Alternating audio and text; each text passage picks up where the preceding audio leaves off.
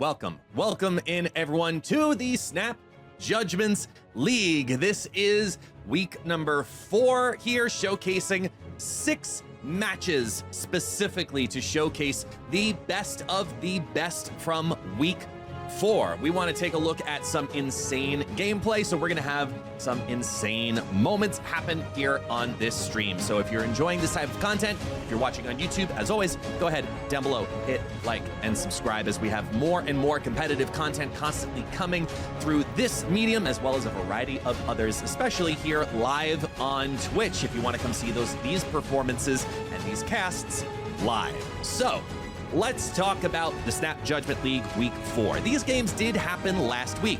Unfortunately, I had a what we'll lightly call a scheduling issue, and I could not get these casts out until today. But now we're going to take a look at specifically the 6 most important matches of the end of Week 4. Why are they the most important? I'll tell you why. Because if anybody, keyword, if anybody specifically wins these matches, they will be undefeated in their pod. That means that they're going to be able to play other undefeated players specifically and only. So they're fighting for that title. There is one matchup in particular, which I will showcase, that will be a little bit different though, because that one means, well, you're undefeated and you're guaranteed a spot in the top 8. So we will come back to that in just a hot minute and moment. I appreciate all y'all as we get ready to hop in to our very first match. It's going to be Benjamin Roller versus DarthFrog. Let's go on down and join the first matchup here. Let's swing on over eventually and get it all nice and pretty and set and kind of sort of all that, you know, it's live, you know, we make things worth. Here we go. We're going to start this bad boy up, make it full screen. Good luck. Have fun. DarthFrog and the uncanny X-Ben. X-Ben works. I'm cool with that. I love that. All right, let's go here. We're going to adjust it so you can get a much better view as well of the content. Let's go and zoom that on in as we have an America Chavez coming down here. Right off the bat, Spider-Man, Polaris. I'm sorry. I am seeing that correctly, right? My eyes are not deceiving me that's Uatu, right? That's Uatu. They are playing Uatu? No, that's got to be from the hub. I might have missed that. Either way, let's continue on. I'm like, there's no way that's right. There's no way that's right. Let's do this. Let's take a look here. With Silk on the board, Quinjet, Howard the Duck. Howard the Duck is an interesting call specifically because I feel like with Howard the Duck on the board and that border, that's not a hub card, correct? Interesting. I'm seeing more and more Howard the Duck recently in general. But you've got my attention.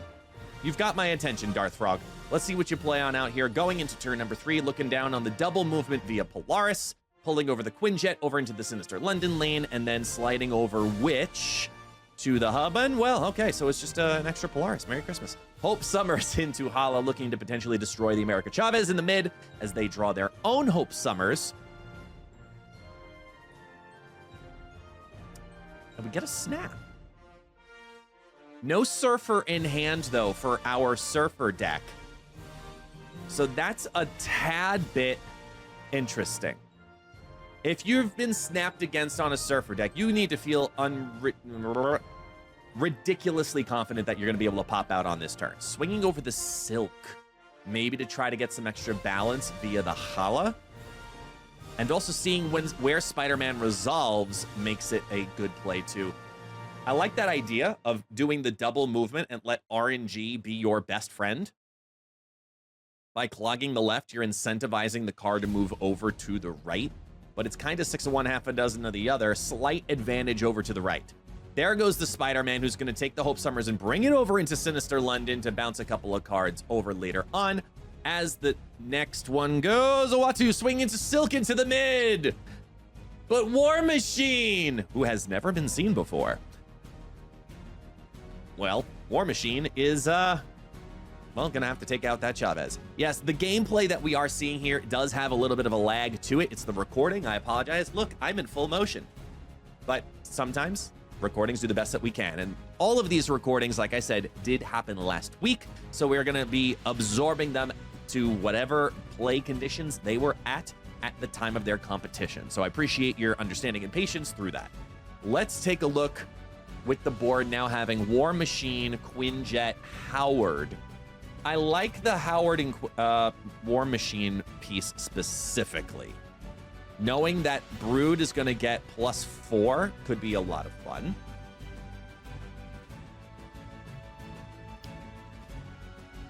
But they opt out.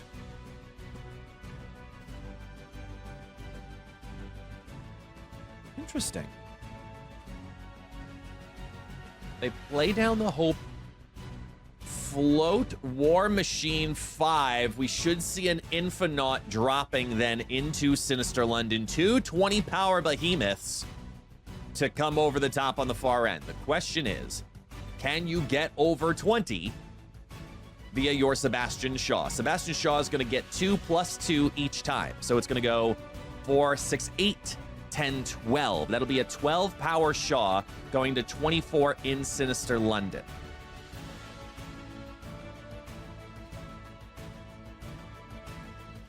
I don't think that will do it.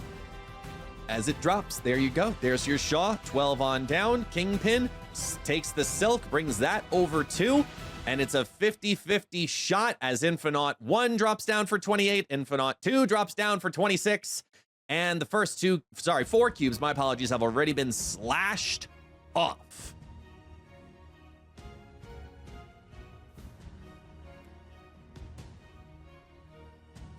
That's not good. That's not good. Uncanny X-Ben. You're going to have some climbing to do as we get an immediate snap with Kunlun on the board with all of these movement potentials to boot. DarthFrog wants nothing to do with it. Fair play. Fair play.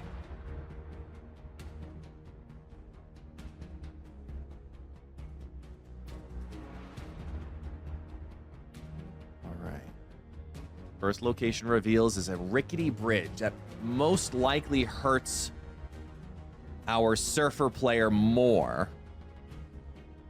We don't see any move mechanics, though. Now, Elysium is a huge help. Elysium is a huge help, especially with a turn 4 float into Infinaut. That's going to feel pretty damn good. Kingpin and Craven. So you've got double movement, double reduction. As we get a snap from, I believe, DarthFrog on that one. I don't believe it was Ben. In a 2-lane game, the advantage definitely goes to the War Machine deck because of the rickety bridge mechanic. Unless if they are playing an armor, which we have seen a lot also in these decks. Another card draw. Here's an America Chavez for free, followed by a Hope Summers on the board.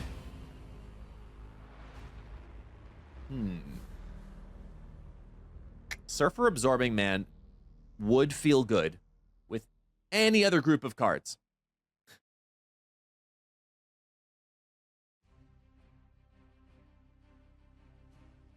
I'm looking at just a Hope on Hope. No. Redebate.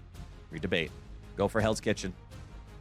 Look to maybe pull over any fodder that they drop onto Elysium, but this is only turn 3, like I said. I wouldn't be surprised if we saw a float on turn 4 for the incoming potential giant behemoth of Infinaut. 3 cards drop on the opposite side as the Chavez gives another +2 to the deck. Here comes the Nick Fury to put a bunch of 6s into the hand on an Elysium game. That's got to feel incredibly good if you are DarthFrog. There's your Howard the Duck. There's your Sunspot. Get ready for your float. Would not be surprised on it whatsoever.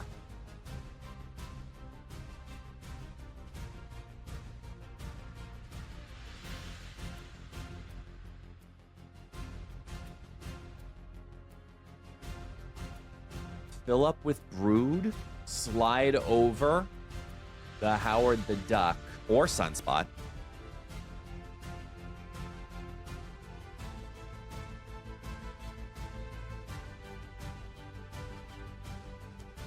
Filling up Hell's Kitchen with the Hope Summers play. You're sitting on Surfer Absorbing Man. I don't know how I feel about this, but they've clogged Elysium. There's your reduction from Kingpin. Only 14 in the right as Iron Lad copies that Quinjet. So now your 4-cost cards from Nick Fury are going to be able to be played in multitude into Hell's Kitchen. Even with a Shaw, into Surfer, into Absorbing Man, I don't think it's going to be enough. But Ben's sitting there doing the math. Shaw goes down for 4. Surfer goes down. That adds another 2, plus another 4 onto the Shaw, and another 2 onto the Polaris. That goes from 8 to 12 to 16 to 18 to 20 in that lane. And then the Absorbing Man puts on another 8. We're looking at a max of 28 right now in Elysium. So it's a 13-point lead that they have to maintain. Hell's Kitchen then has to justify in a tiebreaker scenario, has to adjust 13 over that. But remember, the Broods and the Hope Summers are also going up too.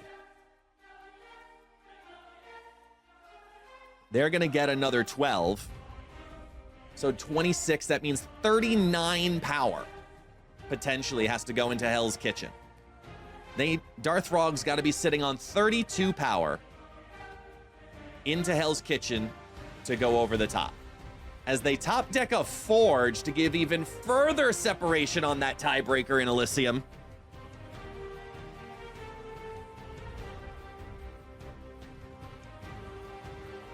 And a guaranteed destruction in the Rickety Bridge. Here we go. Forge gives another +2 over to the Silver Surfer, who pops on down, adds all the +2s all across the board. Sebastian Shaw gains the extra on top of that. Then you pop over the Absorbing Man, who flips out that Silver Surfer, adds all of the +2s again.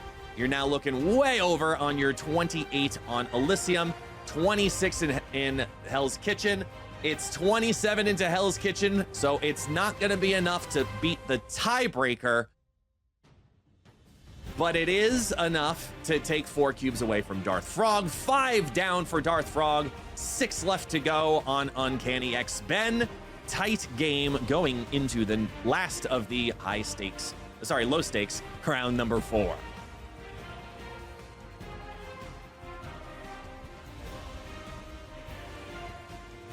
Simple Chavez start, light and easy.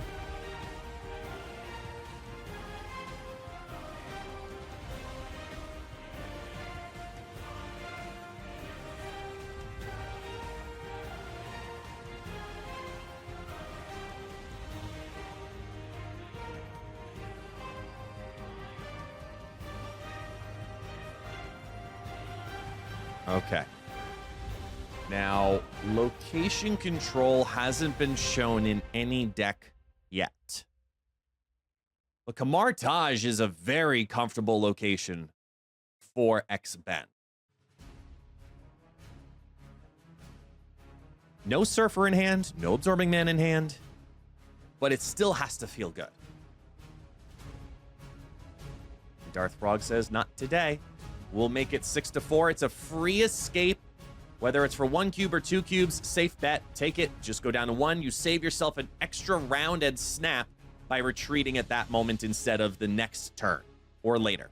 So good retreat right there by DarthFrog.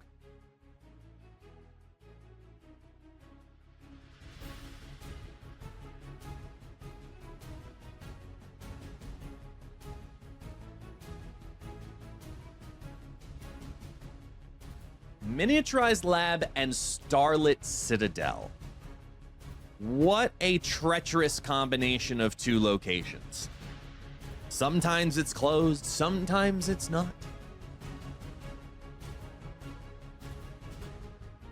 As everything's going to rotate around with a cloning vat on top.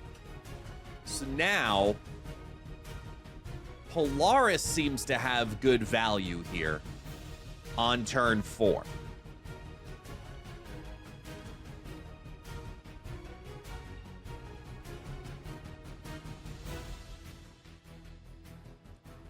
They go for the stats only on Spider-Man. Just puts down the 3-5, gets the 3-7 added from Forge. 3-7 now in the hand. Float to Sunspot. And sit on Surfer. Surfer into the cloning vats could start a chaotic trend by going into it.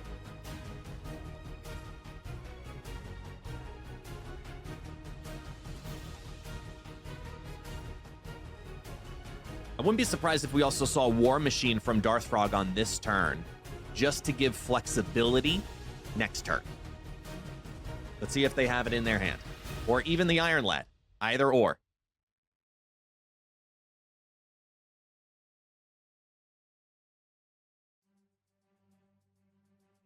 They have everything they need in their hand, so I like the idea of putting both copies back in as well. There's the hope. Get the extra mana, put down the America Chavez. Pray Miniaturized Lab doesn't go into cloning vats. There's your War Machine. Called that one. They're floating it back into the hand. That's another 4-6.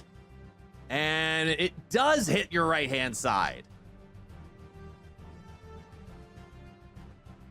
Now looking at Spider-Man Surfer into cloning vats for a 7 power. Or go Brood Surfer to go even taller.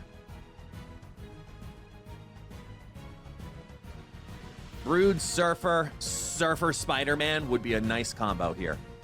But there's unknown turn 5 power as well, as we get a snap back for 4 cubes.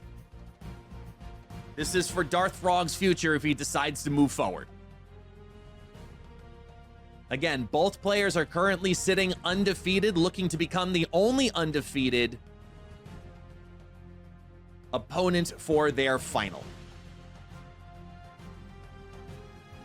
And now they full screen it. They just realized they weren't full screen. I worked with you.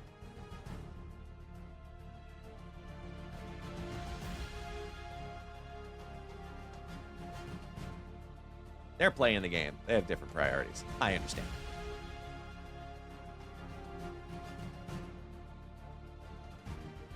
And they ran out of time while checking Twitch. There they go. Silver Surfer 1, put it back into the hand. The Iron Lad comes down, hits Dr. Doom, who doesn't add over into Miniaturized Lab. With the Dr. Doom top deck, a played card on 5, there's no threat of Infinite, but you're leading in all 3 lanes. This looks like it's probably it for DarthFrog.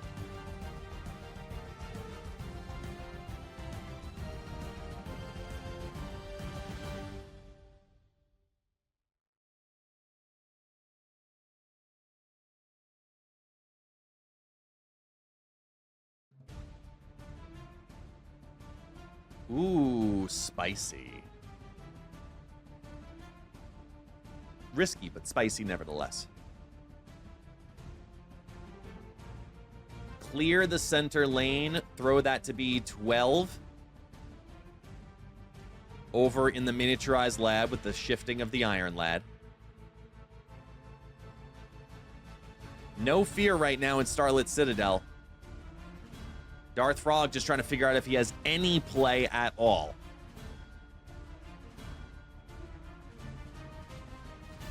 And there it goes. There's your Spider-Man swinging over the Iron Lad into the Miniaturized Lab, putting 12 versus 17, which is going to go up with that Silver Surfer from 17 to 21.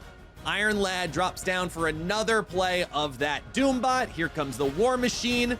Adds on the power for the Miniaturized Lab, but it's not enough to take down the Starlit Citadel with that Silver Surfer. And, well, Benjamin Roller has taken down Ribbit, Mr. DarthFrog himself. GG's. Congratulations. Good job. Good job. Good job. Surfer slowly starting to come back into the meta in its own right. It's almost competitive. It is almost competitive, at least in my own personal opinion, but what do you think? Do you think Silver Surfer, in its current state, is a competitive Marvel Snap deck? Stick around, and we will find out your answers right after this short break. Played. We wished it into fruition.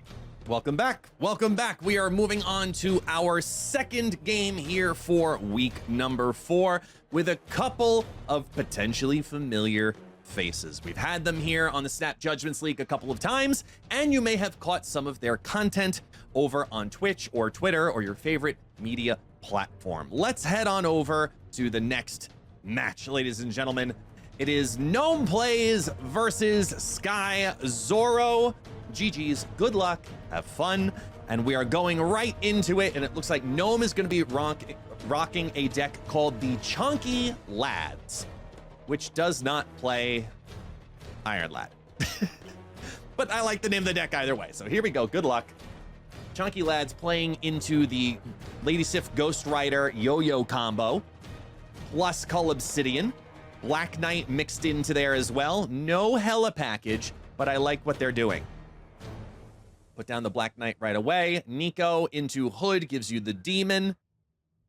I mean, that's got to feel like a nice solid start. All 3 lanes, 2/2/6, plus a 6 in hand to go over in the big house. As we see Nico and X23, it's Black Knight versus Destroy. Black Knight slowly climbing as one of the more prominent competitive decks in Marvel Snap. With its new tool of Red Hulk also going into that deck, it's a really solid package. The big house is really going to be hoping that Zabu can make an appearance at some point too, so that way they can get that Ebony Blade to sneak in underneath the big house threshold.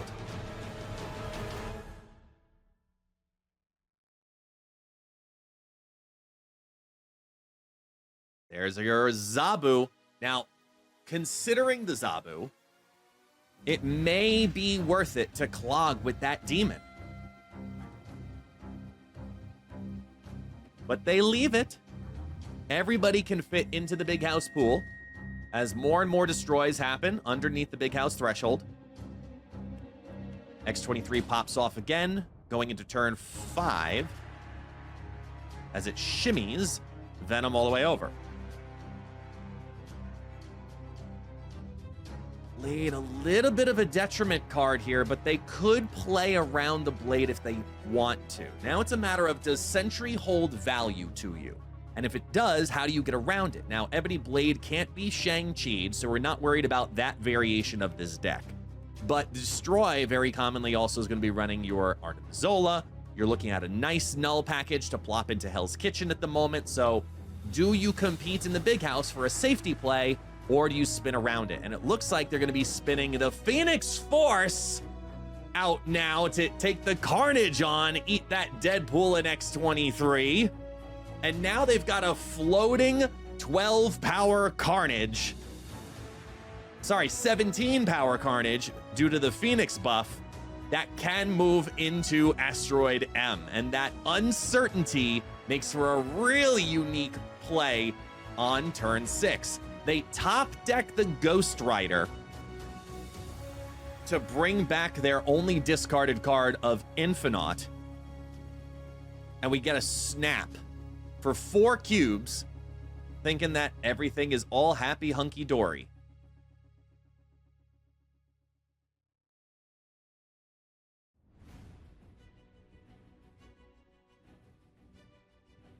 Tough call here, but playing that 20 into the big house could be enough. Let's see. There's 3 cards on the opposite side that comes on down. Here comes the Ghost Rider pulling out the Infinite into the left-hand side. The lane is clogged, and there goes the Venom disappearing into the asteroids. Let's see what SkyZorro has to bring, and it's a null for 40, the Death for 12, and the Deadpool for 8. That's 4 cubes knocked off of Gnome right off the bat. They had the whole kit and caboodle, thanks to Phoenix Force going into a standard Destroy lineup. Round 2, down 4. They pulled the nuts. Let's see if they're gonna tip now.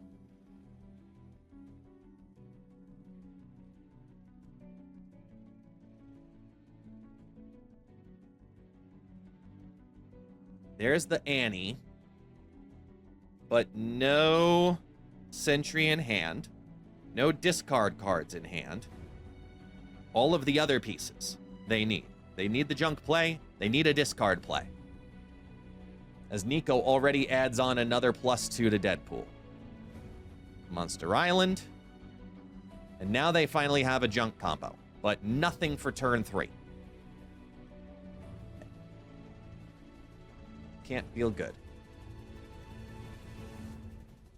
Forge down.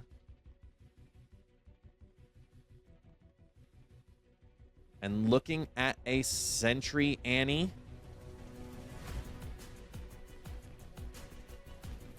Maybe even Sentry Float for fear.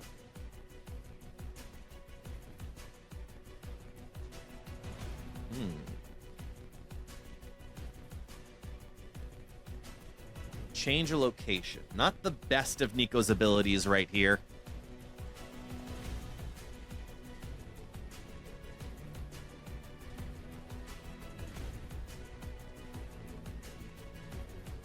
And help cancel out that extra bonus monster. Now, if SkyZorro's running that... No, they're actually running it!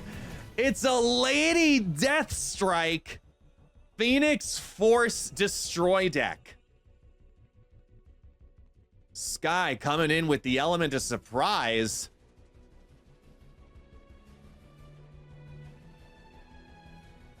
As they have the lead now going into all 3 lanes, and we get a snap.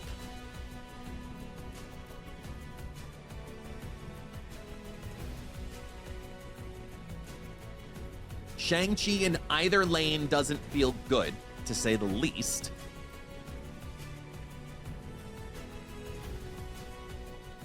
But we could see Null Drop. And Gnome doesn't even want to figure it out. Takes away the cube. It goes down 5, so it's halfway there. Round number 3. 10-5. SkyZorro coming in with Deathstrike and Phoenix Force in Destroy. As we get a District X game! What do you think about District X in competitive Marvel Snap? Is it a good thing, a bad thing, a detriment, a positive? Let me know in the comments down below. As the X-23 drops.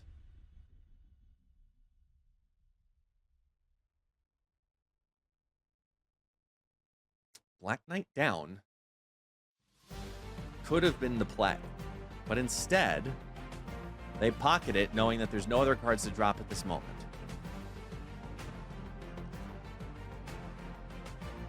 Double up into nowhere, so their opening hand did have X-23 and Carnage. We know this much now at this point.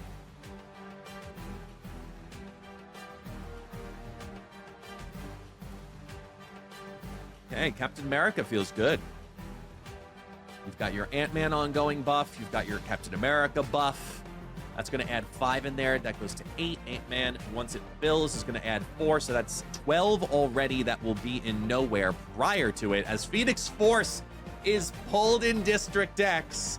And now you've got a floating Mantis. No longer in the wild. With a Dazzler that can even go on top of that.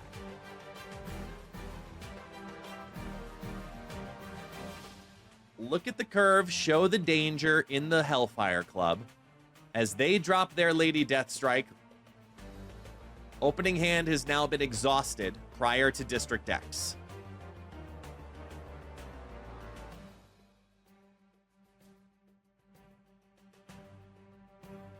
The floating 7 could steal the mid. With Dazzler being a 4, that's, I believe, 16 when all is said and done nowhere.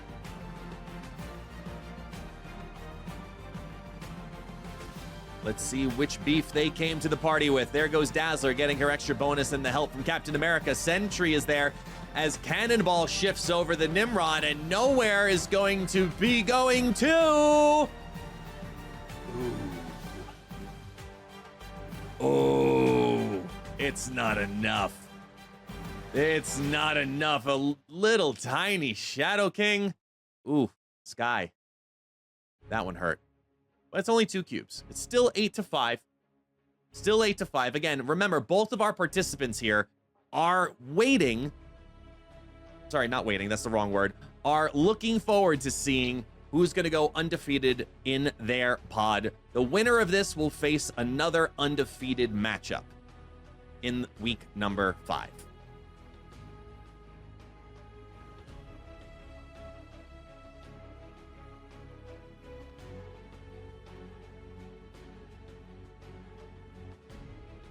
The X23 drops.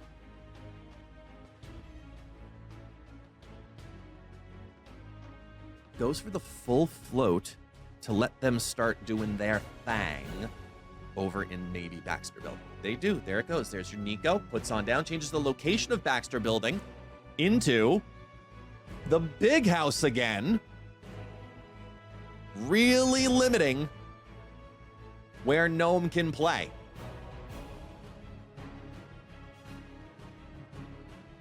Okay, that's fine. There's your snap. There's your Zabu dropping down your 4s, keeping the Ghost Rider eligible into the big house. Zabu, be careful. You have priority, Gnome. We know they have a Lady Death Strike. That could be played on turn 6 even. We're not going to see it now, but we are going to see Shang-Chi make its first appearance and destroy over on the left.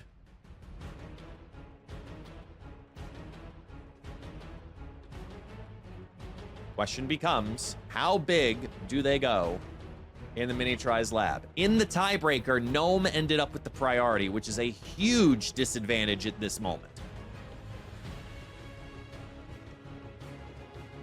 Infinite steals back Dream Dimension. Lady Sif is for 5 into the Mini-Tries lab. Here we go. It's a Killmonger to take down the demon in the mid. X23, where are you going?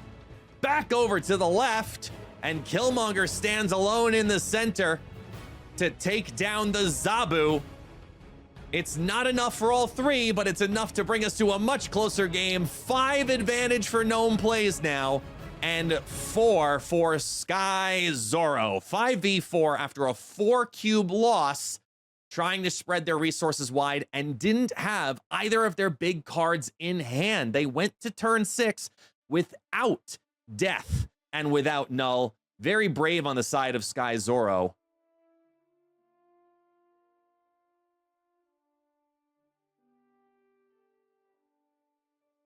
As it leans into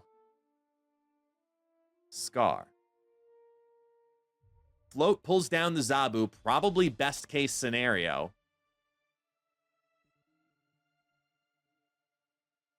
Sentry Annihilus in hand.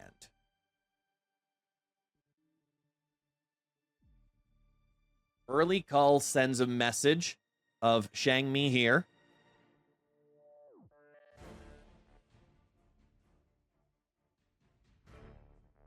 And there's your X23 reinforcement. 5 mana on round 5. They pull the Ghost Rider.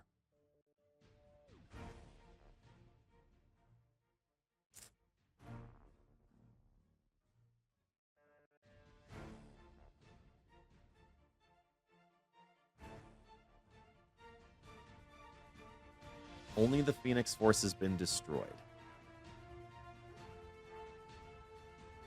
Your revival play feels good. Feels much safer than it did before. Looking at Black Knight and Blade, it's probably worth holding on to them. But then you look at your Dream Dimension, who has been really hurting this deck for the last couple of rounds, and evaluate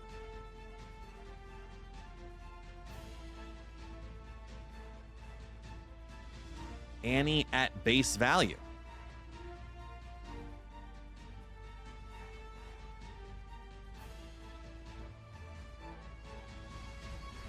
And they run out of time. Oh, they run out of time. They went to undo their hand again and ran out. Big oof indeed. As they now sit, needing to go over the top being short mana. There's your Deadpool. There's your Venom. Put a 4 into the hand, and they have X23 activated one more time. There is a chance that SkyZorro did pull the entire package once again, as they are sitting on 7 energy going into the final turn.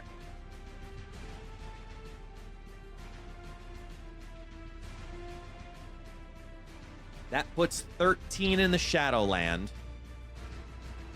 Helps to protect Scar. And sacrifices the Dream Dimension in that pattern.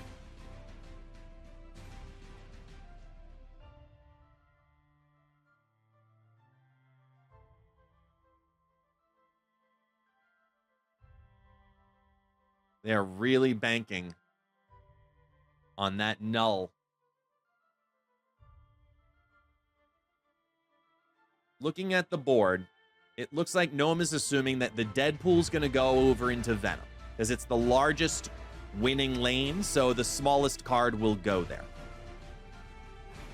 If that does, that'll go to 15. And the Void actually will still not be able to take over that lane. They play Death and Null, no Deadpool. The Void going over is not going to be enough. They sneak out Scar, and with the shifting ninja, just like that, Gnome takes down SkyZorro in a very tight matchup. Very, very close game. Destroy with a unique twist pulled into it. You got to give credit where credit is due. That is a unique twist on a very classic deck. Phoenix Force coming into Destroy without its normal partners. No multiple man, not seeing a Nimrod, and even an Arnim Zola.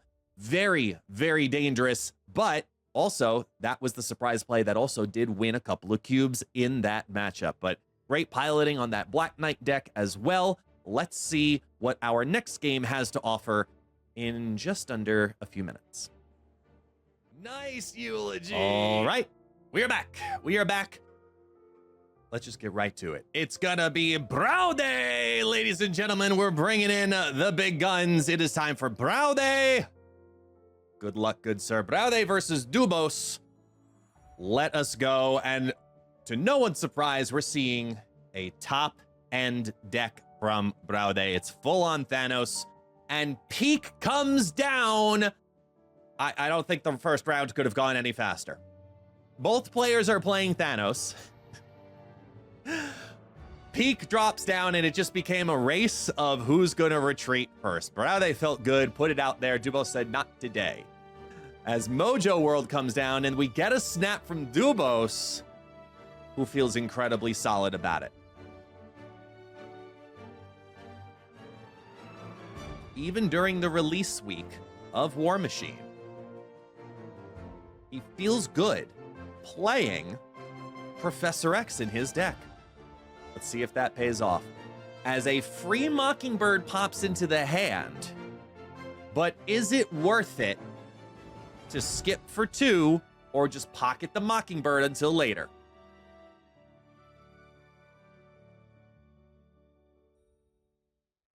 Poor Mockingbird. You had your chance, but just it wasn't time. Sitting on all the stones, you gotta feel good knowing that Mockingbird's gonna cheapen down again. Here goes 2 more reductions on there by playing Mind Stone and Soulstone into Mojo World. You've got the full rainbow now accessible to you.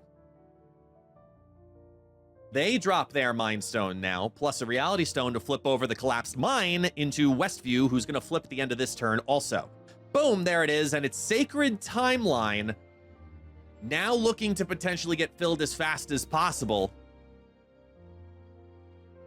As I reflect back, I believe Mockingbird ended in their opening, was in their opening hand as well. So trying to steal 2 Mockingbirds for the price of none here with Sacred Timeline.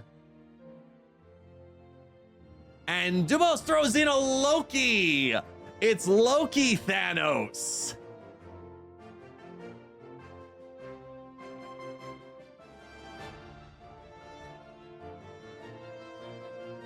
puts in the double insecurity movement of Sacred Timeline with a Jeff and Vision, decides to clear the space in the hand, puts down Mockingbird,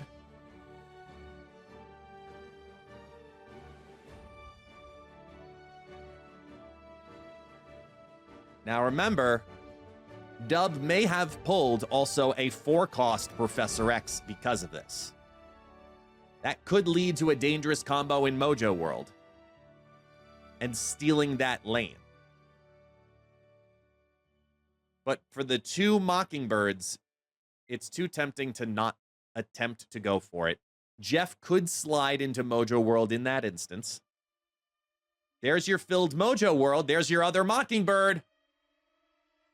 And it's a Hope Summers into a Jeff, followed by Mobius, so the reductions are gone! The reductions are gone!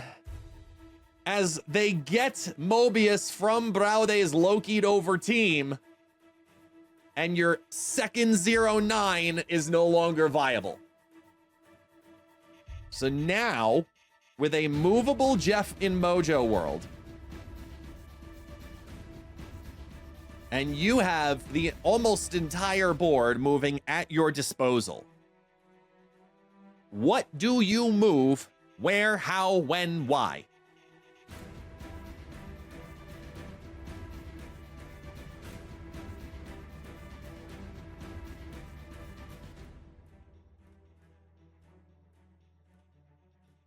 Looks to switch around, put the Vision in Space Stone. That's going to bring out...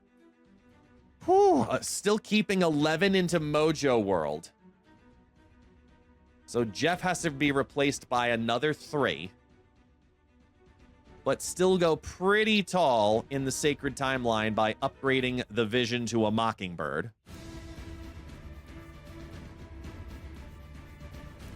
Takes the hit by moving the Jeff over into Mojo World, so moving both of those cards in on over.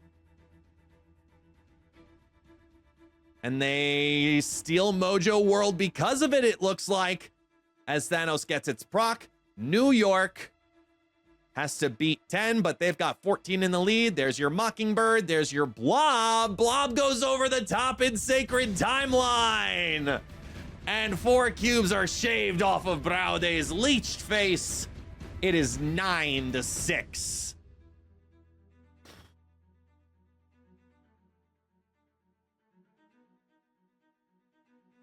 The juke play of not sliding the Jeff and sacrificing Mojo World gave them just enough to hope that that 16 power, 15 power blob would be enough.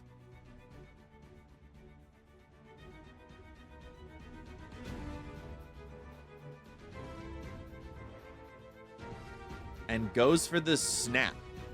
Get rid of the X Mansion. You're sitting on all of your stones, so if you end up with Mockingbird in your hand, it's going to be a 1-9. Maybe less, depending on the timing with Time Stone. Loon pulls. And a Super Flow to boot. There's the Mockingbird. Again, has to feel good. Soulstone reduces, drop down all the stones. That Mockingbird goes from 4 to 3 to 2 to 1. And a 1-3 Jeff on top of it. Can you taste the rainbow?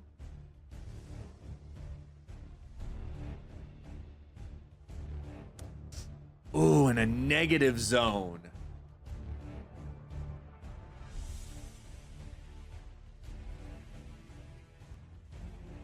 Braude debating if playing the Jeff out is too forecastable into Kunlun as a guaranteed 5-cost card versus slide it over into Superflow on turn 6 for 3. Mockingbird comes down as a 4-9.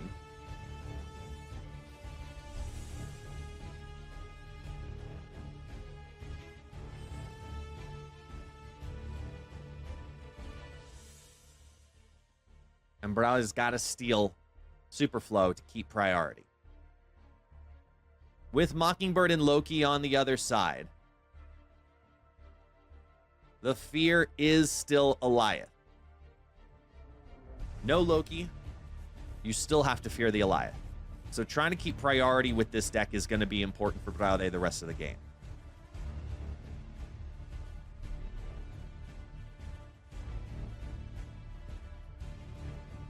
Both players give up the Super Flow as we see a Hope Summers followed by a Psylocke to gain extra energy ×2.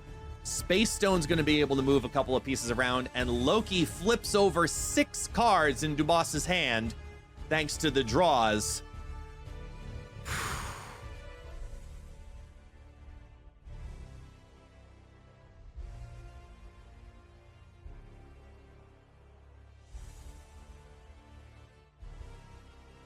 The vulnerable Shang-Chi play in the wide open spaces is, again, scary.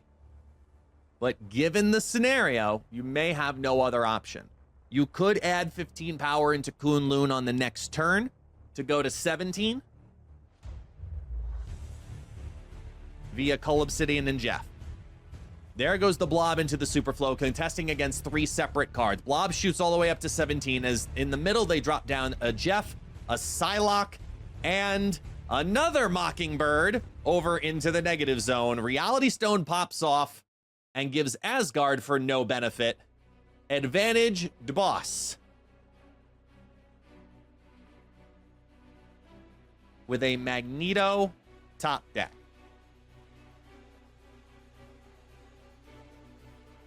Sliding out the Jeff and sliding in the Magneto. Shifts over that Loki. The Loki shift makes it a 7-0 lane for Kunlun. Loki brings on over 7 power. Minus by 3.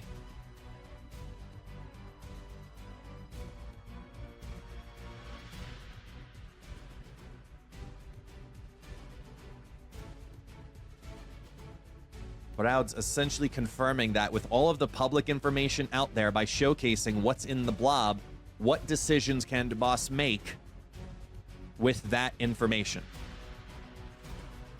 7-0 in the mid. They're going to shoot up from 4 to 13, but shifting over that Loki is going to sacrifice the negative zone. As they compete for it and bring out the Shang-Chi into the mid. 5-5. There's your clog. Add 9. It goes to 13. And by 1 in each lane, Braude holds on barely. Holds on barely for 4 cubes. 6-5. Shift that advantage once again.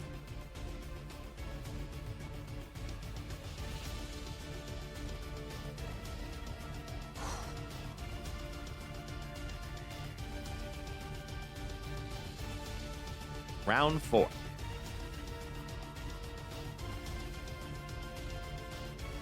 And a Kamar Taj with a Mind Stone in hand.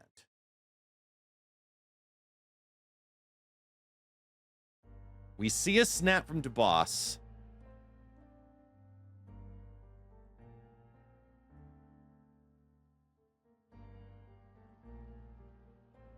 For 2.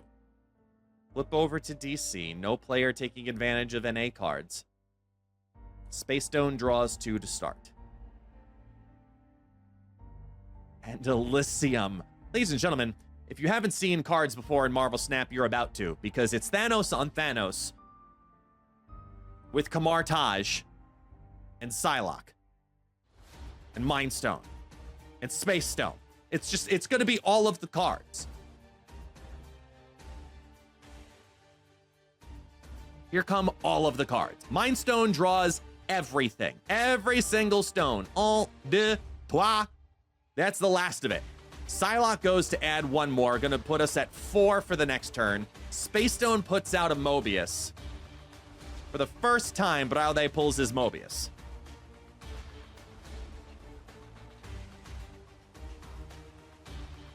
Key card this turn. Key card.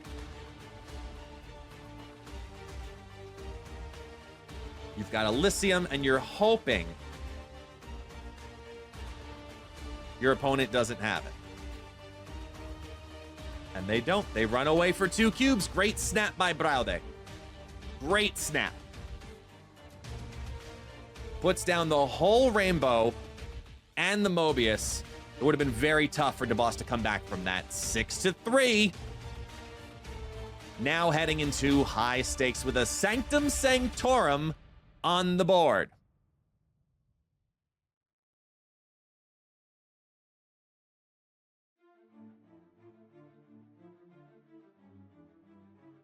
And a Titan. Talk about your combinations. There's Jeff to help keep the prio.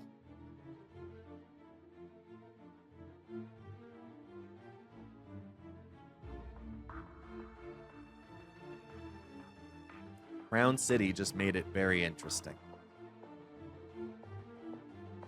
Trying to decipher where it goes. Mobius hits. Titan's benefit is gone. As now Cull Obsidian helps to try to keep Crown City. Looking at a potential advantage. There's your +4 when the Psylocke drops into Titan, followed by the Time Stone.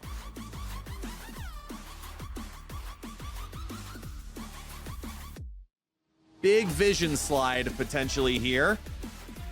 We haven't seen a vision yet come out of Dubos's deck. We haven't seen any 6-cost cards come out of Dubos's deck actually yet. At all. It has been Loki building from Braude's deck. And now debating, is Crown City more valuable or is Sanctum Sanctorum more valuable? We see a snap back. Dubos feels good about it and decides to go for it. This could be it. 1 card into Crown as the Profex comes down with a blob who was pulled by Time Stone. 16 power blob. It's enough to keep the crown. And they get farted on in the middle. It didn't matter. Might as well go for it. It's a tie game, 3-3. Tight game here. Tight game here.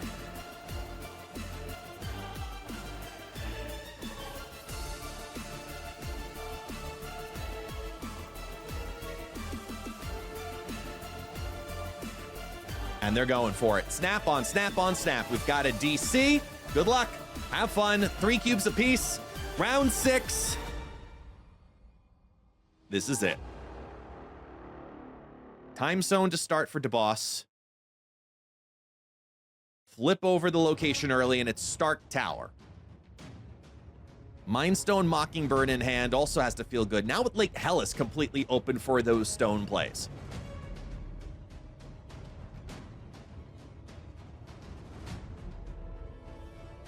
Best possible scenario here is 2 stones, obviously, from the Mind Stone, but a top deck 3rd stone would be huge right now for Braude. Space, time, Psylocke. Very close to all, nearly perfect. As it looks like they're building right now to try to steal Lake Hellas. Psylocke goes to the Hope Summers lane, doubles up energy plus energy. Space Stone comes into Lake Hellas. Our Time Stone on Braude's side pulls out a Magneto for 5 cost and a big Psylocke on top.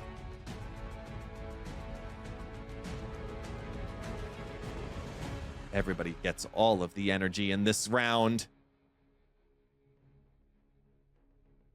As the Magneto looks to be the play to interfere with the Hope Summers, or is it to try to lock down with a YOLO via Prof X, putting 11 into DC?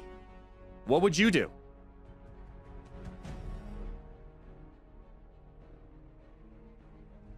Turn 4 Magnetos, never a bad thing.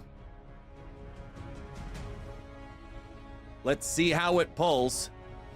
Reality goes to DC, flips that to Savage Land. Clogs Dubos's side. Soulstone reduces the Raptors down to nothing, and Loki bounces on top of Hope Summers. Magneto slides nothing over. That lane is now advantage Braude. He's got to try to steal the prio here, and he could do it right now.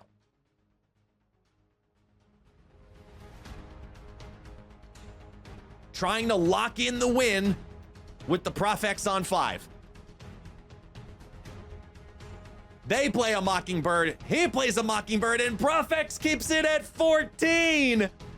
It's all down to Stark Tower.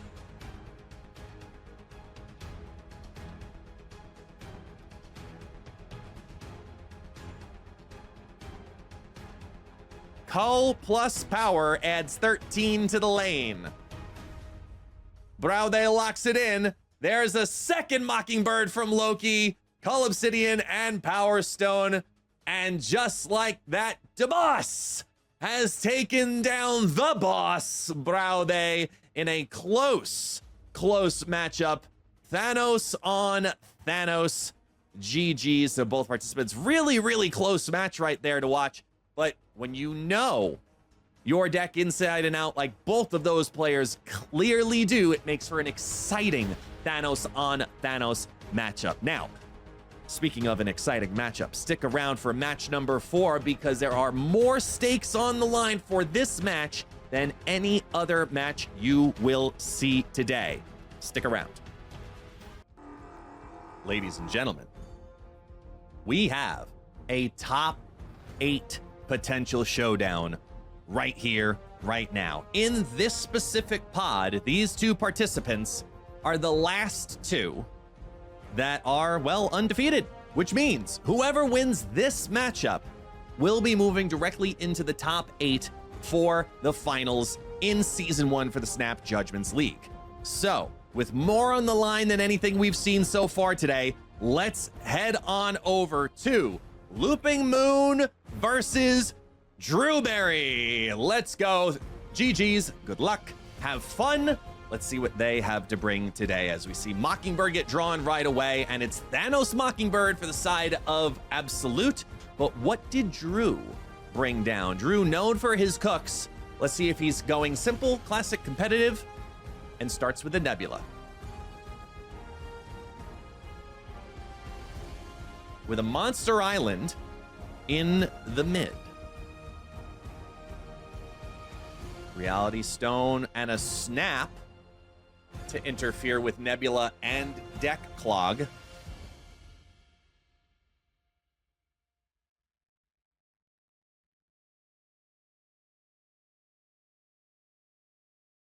Reality Stone versus Nebula. And it's a Hellas, which helps both players out.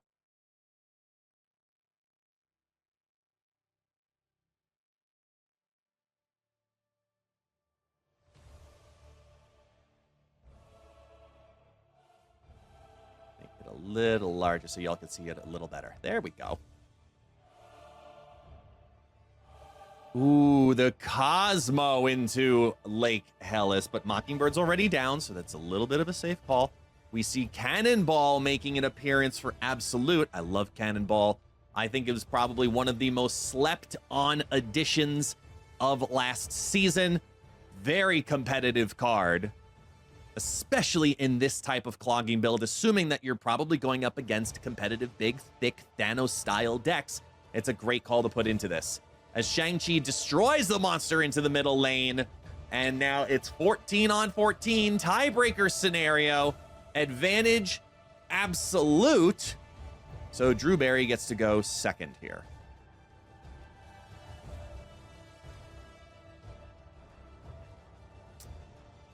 With the Daredevil revealing the play.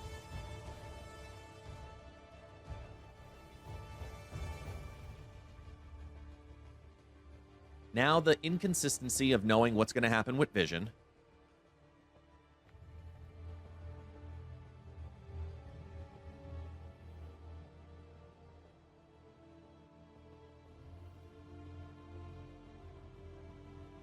And it makes Drew run. The undetermined power tells Drew enough is enough. Let's back away. I'm going to give you 2 cubes. Go 10 to 8 into round number 2 and pretend nothing happened. As we start with nowhere. Advantage probably Thanos. Ooh, in a murder world. Yeah, free fodder, completely on board with that. Looking at Mobius probably into nowhere as well, too. Drewberry drops down. Is Jeff finally making an appearance? And White Palace exchanging a Thanos over to Drewberry and a Tuma. Ooh. The 3099 variant of Tuma. Potentially, wow, that's a surprising card, I'm not gonna lie. Was not expecting to see a Tuma, yet alone that variant of it in Drewberry's deck, and I'm a huge fan of it. There's armor blocking off the the Mind Stone now, as the Time Stone drops and draws a free Power Stone. Flips over Fisk Tower, therefore limiting the movement of Jeff in the process. As we get Hope Power first up. Gonna give us 6 energy to work with on the next turn, and we see a snap come from Drewberry as he's sitting on a Thanos.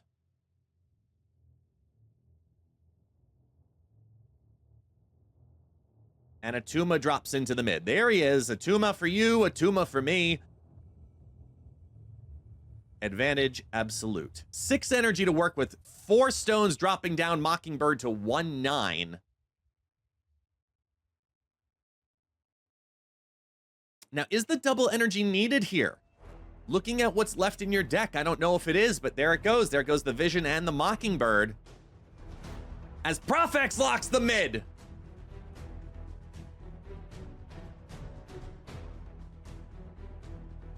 What could have been an easy 1-2 punch just got slaughtered by Vision.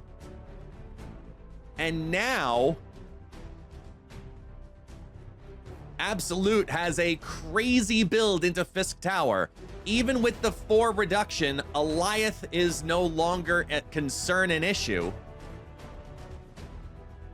with Absolute having priority. With Profex and Atuma and armor down, we could also see a Cannonball potentially from Drewberry. Let's see what he puts on down there.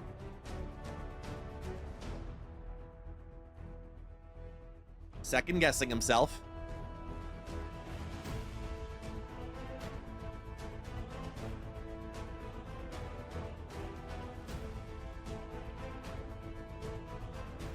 And decides to finalize with the Mobius in that final position. What's in nowhere? It's a Destroyer! Destroyer takes down 4 cubes out of Absolute. You may look like a Nimrod, but you're not stealing lanes like it. It is 8-6 advantage Drewberry. Woo! All right. Destroyer. Assuming Vision would move, and second guessing that at the last second, would have put a tiebreaker scenario if they had put that Soul Stone over to the left too. Absolute's got to be smiling, though. Absolute has to be smiling right now. The peak gifting a beautiful 2/6 Alioth has got to feel good. Jeff hurts a tad, but Alioth feels pretty good. Cull Obsidian's now a dead card, as they get a free Space Stone and free monsters. Looking to steal the first play on the cloning vats, Absolute comes in with a snap saying, I bet you're playing here and I'm gonna kill it. Already.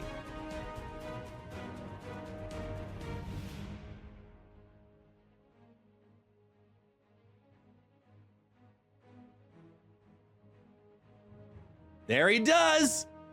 Poof! The purple fart cloud goes. Space Stone comes down, get another 2/6 in the hand. And Drewberry knows better at this point. You never know. You never know when the purple fart cloud's going to come down. So it's worth it to run. It is a tie game now, 6-6 in the final of the low stakes, round number 4. Yeesh. A pet mansion to open us up.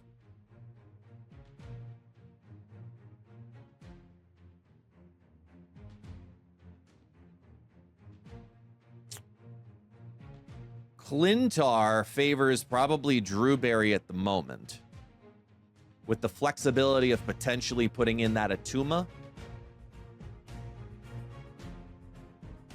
Here's a Jeff. Hell's Kitchen draws a stone. For Drewberry puts down either that Sunspot or Nebula.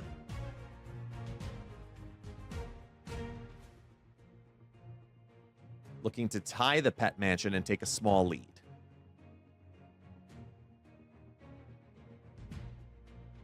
We get a snap from Absolute. Loopingmoon decides, I have enough here. You don't. Getting the Mockingbird reduced down further, the flexibility of vision. He thinks it's enough.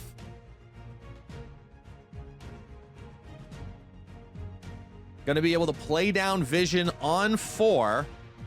There's Armor Nebula.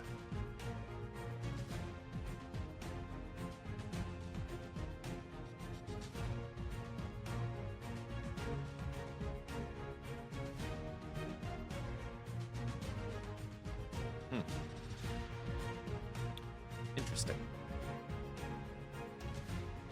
And Wave makes its first appearance. Okay.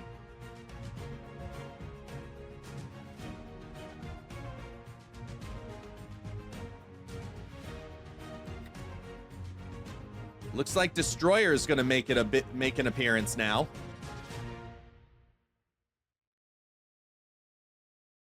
Dropping down Wave into Destroyer on 5.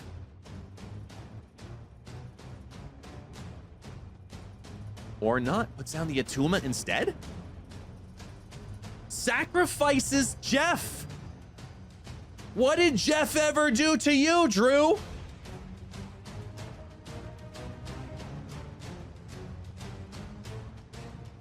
Now needing to steal a second lane here, though. What is Drewberry gonna play?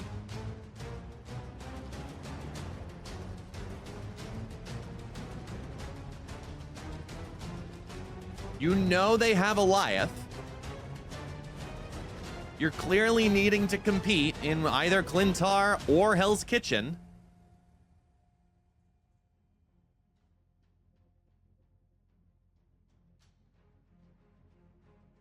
I think Eliath mid wins. That does win too.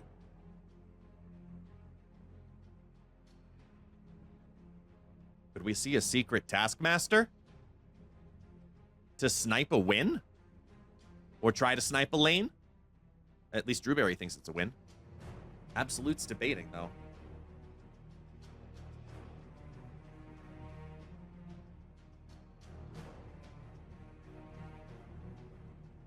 Thanos, more valuable. Plays it on down. What goes into Hell's Kitchen? It's an Orca! Orca makes an appearance. He is a strong pixel, just not strong enough. 16 versus 20 in the final lane, which means Drewberry is now down, needing to win 3 in a row to come back against Loopingmoon. Tough call there. Tough call there. Just too much to deal with that incredibly cheap Mockingbird.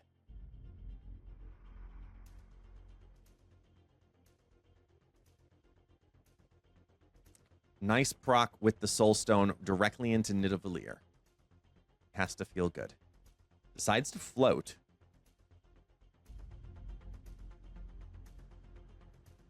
As Time Theater gives another Psylocke. Potential missed opportunity here. Played the original Psylocke versus the copied Psylocke. Could have gotten that Mockingbird down even cheaper this turn. Opted not to. as Green Goblin switches sides on the board.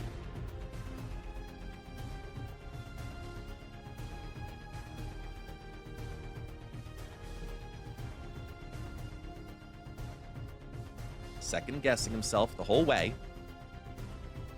trying to dictate where his power needs to stack.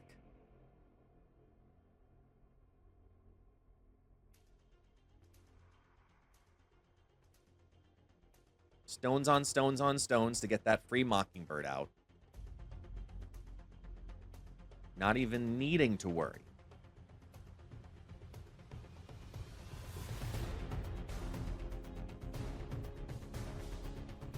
As they throw Vision Mockingbird.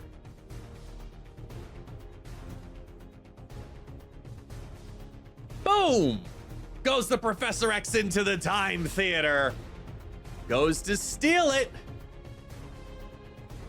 And Drewberry, unless he's sitting on that Jeff sliding in, which has already moved, if I remember correctly, it's over.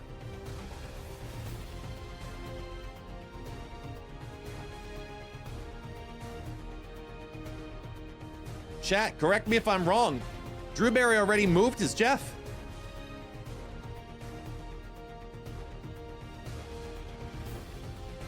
It's time to stack the mid as it swings out that Jeff. Here comes a Vision. Here comes a Power Stone. It's a tiebreaker scenario. Armor on top. Does it scale? Daredevil adds 7. It's 31. It's not enough. Absolute takes down the legendary Drewberry. 6-0. GG's Loopingmoon. Congratulations to you. Very, very nicely piloted. Very tight matchup. Unfortunately, did not go Drewberry's way. Looks like he's just going to have to stick to creating snap or pass videos for another week. GG's, gentlemen. Thank you so much for that one. Now, just a small word from, our sponsors. Free off of .go.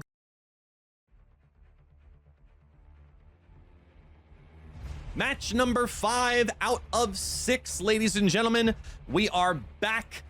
Let's take a look. We have Derrick versus Goatseeker. Now, once again, remember, we are looking for the winner of this one to be undefeated going into what would be their final up against the last undefeated member of their pod. So, Derrick, Goatseeker, whoever wins, GG's, good luck, have fun. Let's head on over. Take a look at the match right now. Here we go. Derrick, also known as Just Ken, who you've seen multiple times here now on this channel, and the Goatseeker. Starting, it looks like, yep, we have a full-on Hela Blade deck. Odin in here. Probably Corvus if we're also seeing Odin on that build too.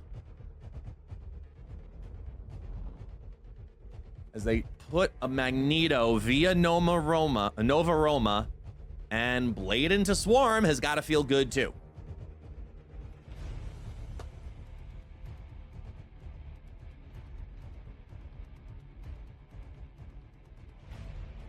Blade, toss away the Swarm, put 2 more into the hand.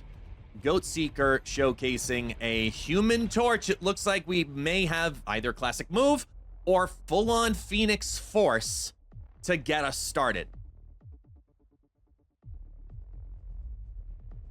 I mean, the Blade bounces have got to feel good.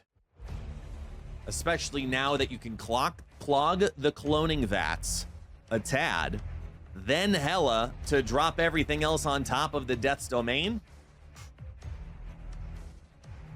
That's a nice feeling combination right there as they go for the snap and say, this is enough. Even though you may have auto destroy, via turn 3, we've got this. Blade comes on down, takes the Giganto, throws it into the graveyard.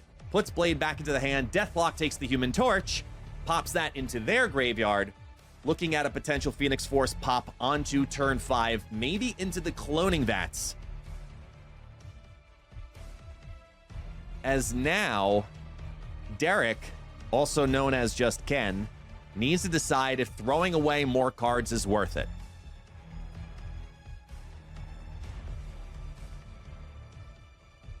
sitting on that Hela, being able to bring back a lot of beefy boys.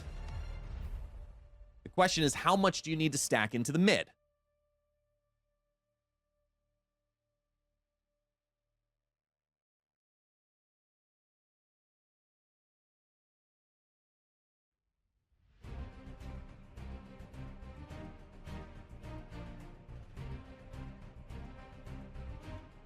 And clogs the hand. Sorry, correction. Clears the hand.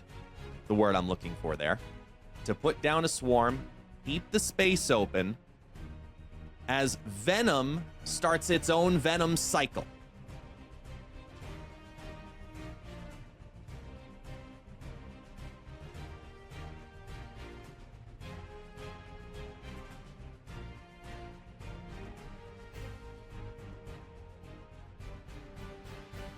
Looking at 4 cards being able to come back via the Hela.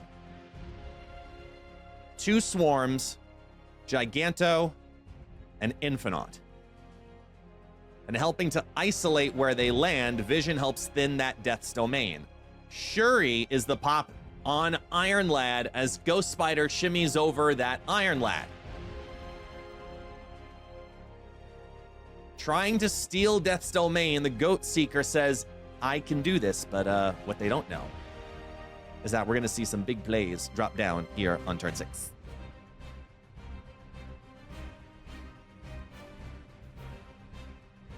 No Phoenix Force in hand means this has got to feel good for Ken.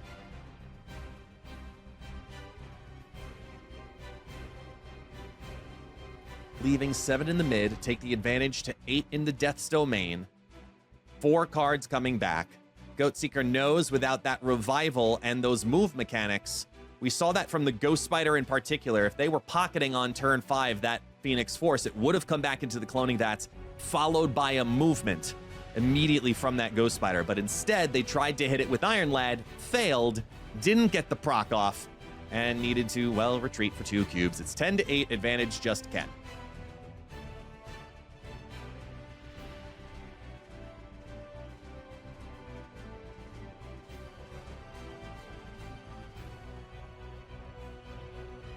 Orca feeding pretty nicely into this deck as a great option for just another thing that could be discarded and come back.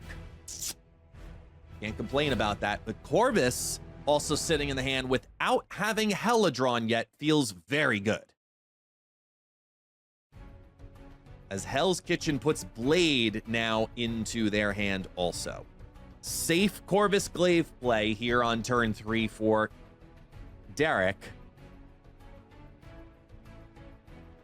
Best possible hits are probably Magneto and Orca at this point. Looking to keep that Odin in hand, and it hits the 2 Lobies! Hits the low guys! Now you're really hoping for a Hela and looking at every possible way to get it out. Is the answer Jubilee? Is the answer doubling up with Lockjaw?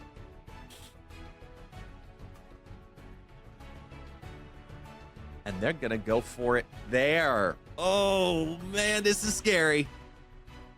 Looks like they're looking at Odin into Asteroid M to proc off again, toss it, and try and pull another out that way, because you've also got Jubilee.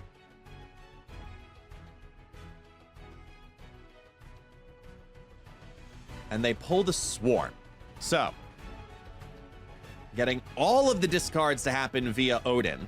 If they plop it into the mid, they could mess with the Venom by dropping Magneto over to a side.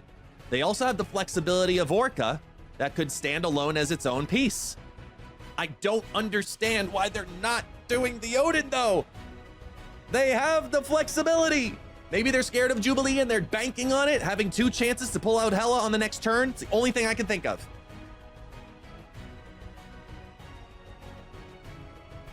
Looks like they're securing the guaranteed revivals of 2, but they're so low as Phoenix Force drops into the Grand Portal. Here comes the Human Torch, who's going to be able to move next turn, but also Ghost Spider doubles it up from 7 to 14 already.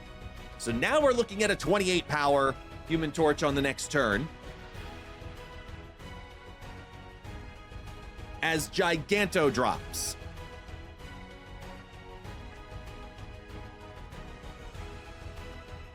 And while sitting on the Swarm, now having 2 cards they can play on this turn, they need to look at where is the Human Torch going to go and what are they going to do with it. Biggest possible play from that Human Torch is sliding it over to the left and Zolaing it. That gives you 2 28s. And I don't think Ken has factored in that, Derrick has factored in a potential Zola and decides it's fair. It's fair and time to go. Good retreat by Ken. There's too much indiscrepancy for what this deck is known as at this point. So I'm cool with that retreat. I think we all should make that very similar call. Infinite gets drawn for the first time as Blade is followed by Corvus.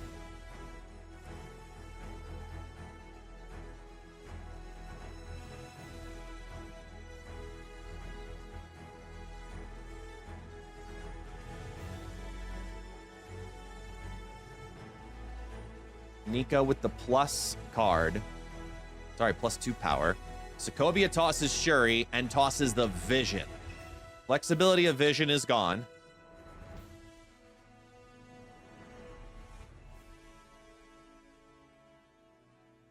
Blade would hit Odin. Colleen Wing would hit Blade. Corvus Glaive has a safe double discard either way at this current point. There's your +2 from Nico over onto Multiple Man. Odin disappears.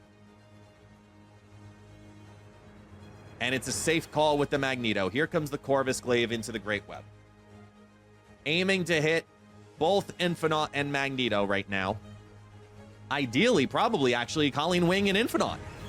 Keeping the Magneto in hand for turn 5 would be a stellar play for this deck in particular, as Multiple Man is destroyed on curve for Phoenix Force.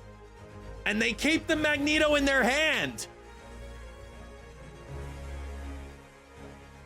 Hela gets drawn. And now they've got 2 plays safely next turn.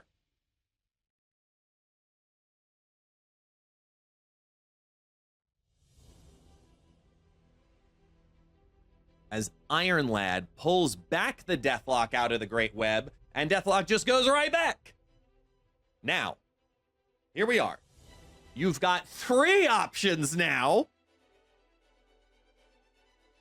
And they snap. And it scares the goat.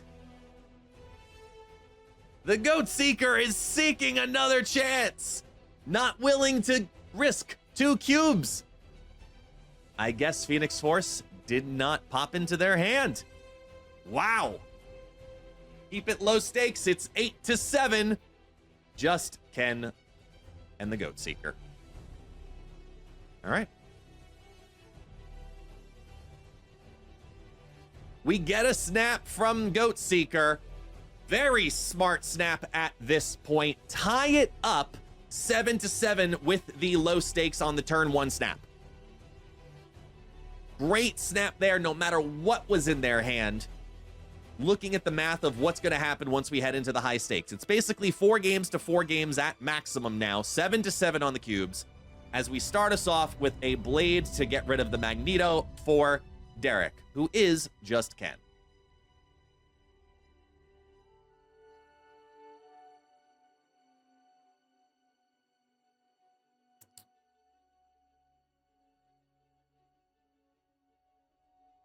Nico giving the +2 once again. Looks very familiar.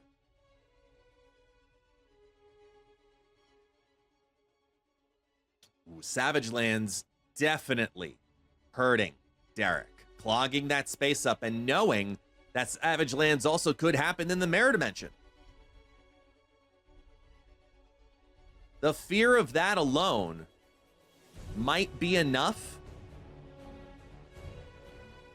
for Goatseeker to snap on this next turn.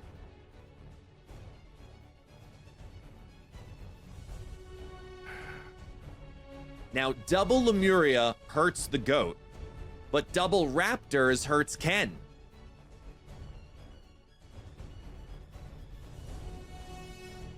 And we see a snap from Goatseeker. Willing to put 4 in on this play. And Ken says, that's fine by me. There's your destroy mechanism. It's Lemuria again.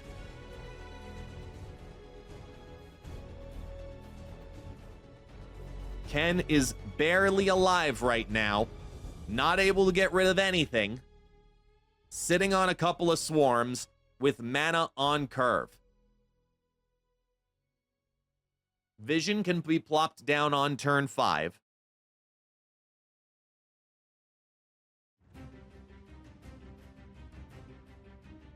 As they pull the Lockjaw. Now, you need all of the hope right now. You need all of the hope.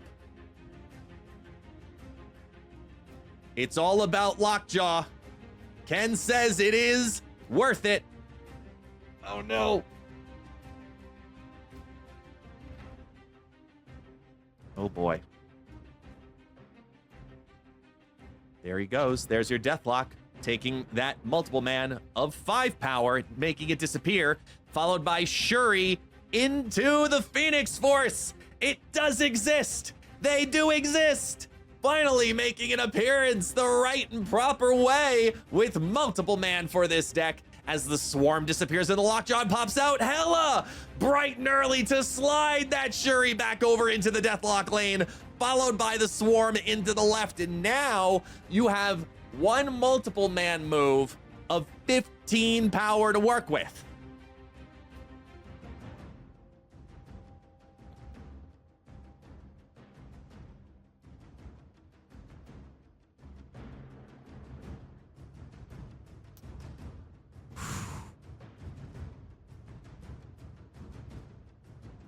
Man. What to do? 3 cards in the deck. Corvus is still in the deck. Infinite is still in the deck.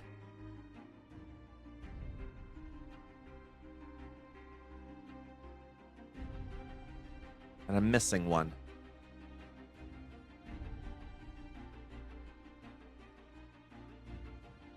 Not sure.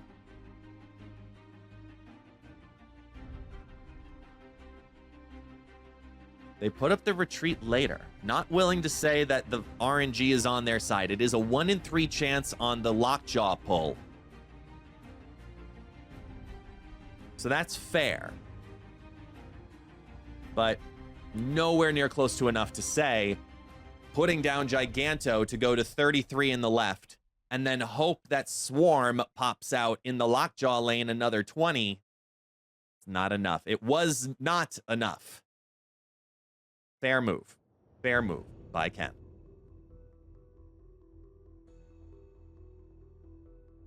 7-3. The Goatseeker versus Derrick. Bifrost begging to see the combination from the Goatseeker.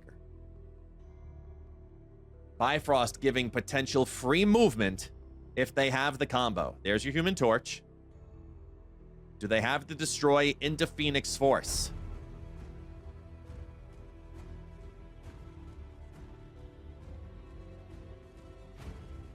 Free safe Corvus Glaive. There's the destroy. Can they get the Phoenix Force in time into the X Mansion? Hits Vision and Infinite. Great hits for Corvus Glaive. As Sebastian Shaw and High Evo, 4 for 4, drop onto the board with Lockjaw. Now, Lockjaw only giving us 1 potential hit due to the Bifrost slide and the miniaturized lab closing down the right. So that 1 piece of fodder is all they have to work with here. And there's the Phoenix Force. For some reason, being played into the Bifrost. They lose a free movement by not playing it into X Mansion. That doubling may cost the Goatseeker.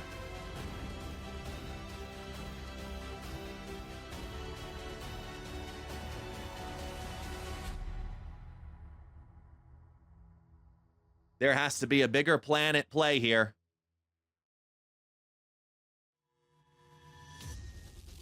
Because I know you're just as curious as I am. Looking at the final turn of the game, we're already looking into maybe Odin into the Corvus Glaive, depending on the top deck. Let's see what they plop on out. There's your movement of Human Torch. It goes from 7 to 4.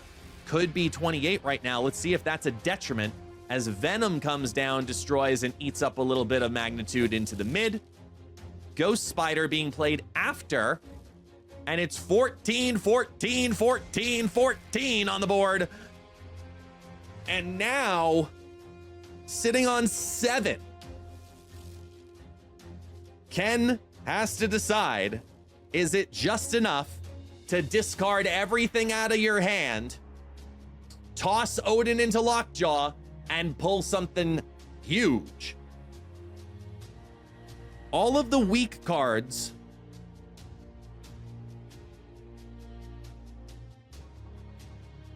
are out. Corvus, Lockjaw, Blade, Swarm, Colleen Wing. If Odin tosses, could pull Infinite, could pull Hela,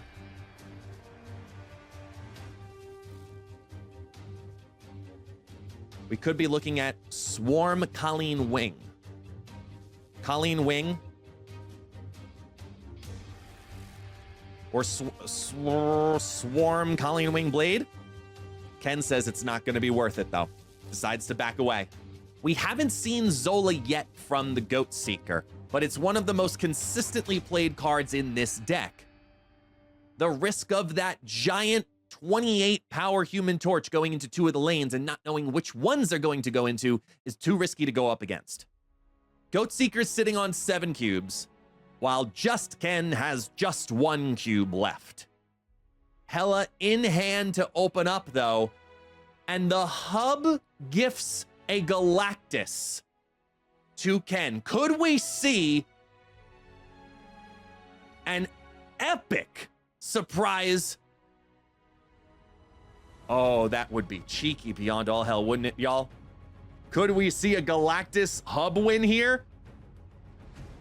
And a Triskelion gifts a Destroyer to Ken with Wakanda on the board. Look at all them 6s.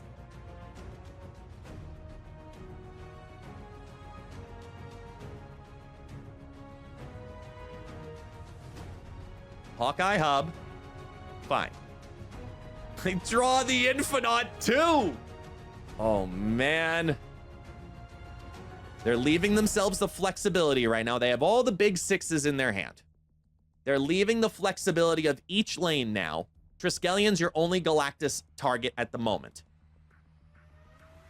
Jubilee pulls Lockjaw. It's all of the little tiny pieces. Now going into turn 5 with every 6-cost card in Marvel Snap now available to Ken. Derrick is screaming right now, praying for an epic surprise. Triskelion's open, y'all, and Nimrod goes down, but priority is on the focus of Goatseeker.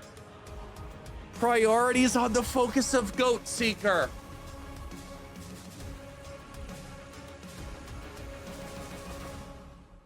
Looking at no destroy ability in Wakanda, you're looking at Nimrod being destroyed in the mid, followed by being destroyed in Triskelion.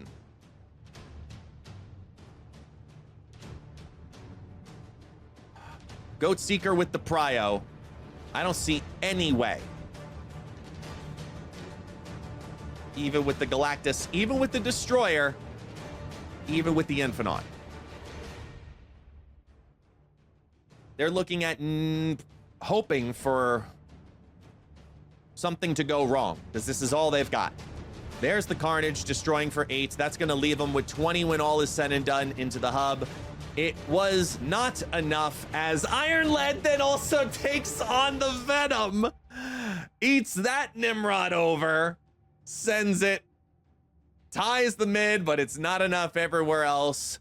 The GOAT is the greatest of all round 4s. Not time, but just enough to take down Just Ken.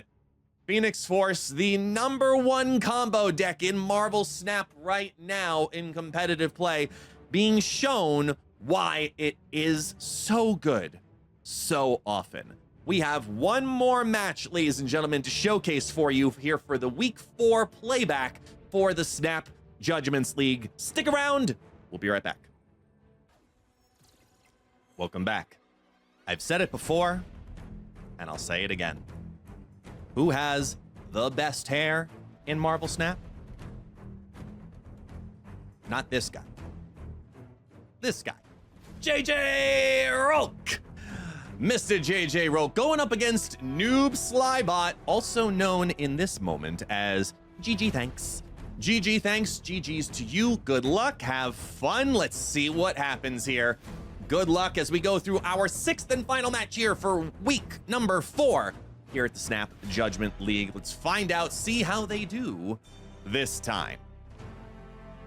JJ, on screen, you can see is bringing in a Death Destroy Mockingbird Cook deck thing. That's a combo name and a half. I know. Well, let's take a look and see what they do. Utopia, Crown City to open up. And JJ rocking Angel, Nico, Squirrel Girl, X23, Carnage, Shauna, Killmonger, Venom, Shang-Chi, Mockingbird, Null Death. So on one end, it feels like Zoo. On the other end, it's let me make death as easy as possible to put out there. As they spread all of the resources wide, it's all of the squirrels and all of the pieces. Mockingbird's gonna go down to being a free card like that. As GG Thanks is also playing a destroy deck potentially too. Sokovia getting rid of Deathlock and getting rid of a bear in the process. Man, this has got to feel good favoring Rolk right now, being able to play out all those extra cards with the advantage of a 9-power Mockingbird that can come out, stay under Shang-Chi, and keep toe-to-toe with this destroy deck. This is a good matchup here with a couple of extra random pieces being sprinkled in.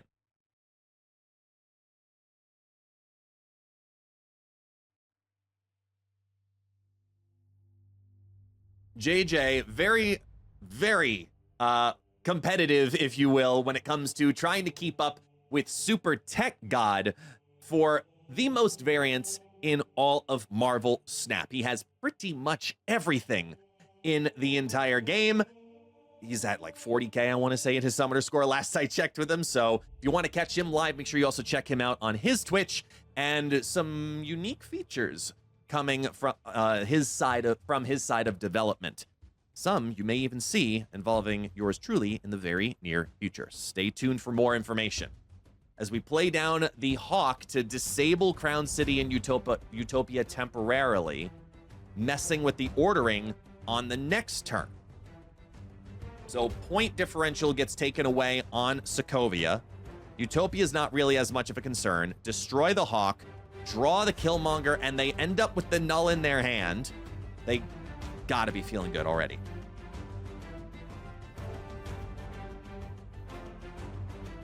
Turn 5, and they have the ability and have to evaluate, is Killmonger actually worth it? Because Killmonger would take out 1, 2, 3, 4, 5, potentially 6 cards. You only need 2 for death.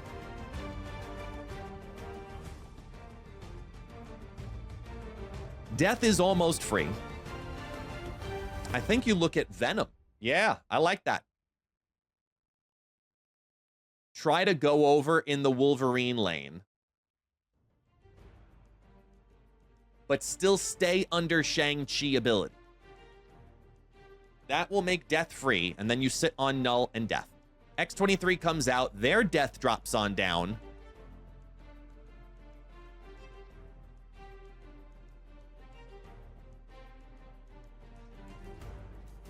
As he has death in hand. So now, 14 power null, death, Shang-Chi. Lots of priority decisions here. You can remove the Deadpool from the conversation as well, but it's at the even exchange of Nico Minoru. Everything's under the Shang-Chi ability. As JJ resorts to his famous mustache twist, trying to figure out what's going to be the proper play here.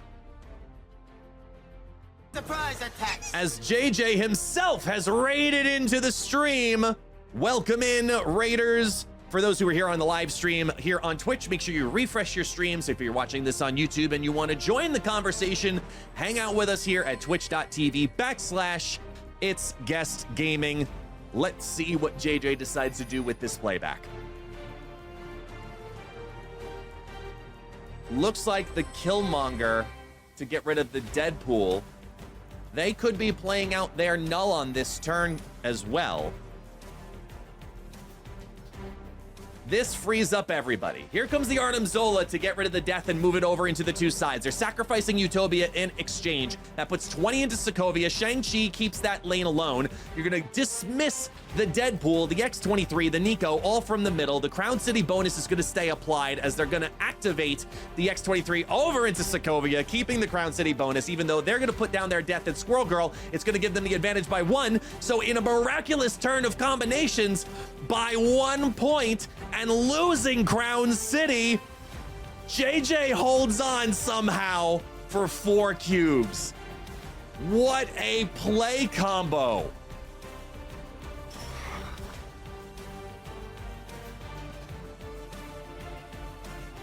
Wow. All right. Now, Nidavellir is a really interesting location for both players. All of those extra destroys are just going to super ramp both nulls. If GG's pocketing a null, we're pretty sure that he is. It's a classic destroy deck to what we've seen at this current point. The Arnim Zola is the only spice. Nico with the +2 going into the Nida, but they are sitting on that Venom as they end up with the opening bing bang boom 1-2 combo, Hulkbuster into Deadpool.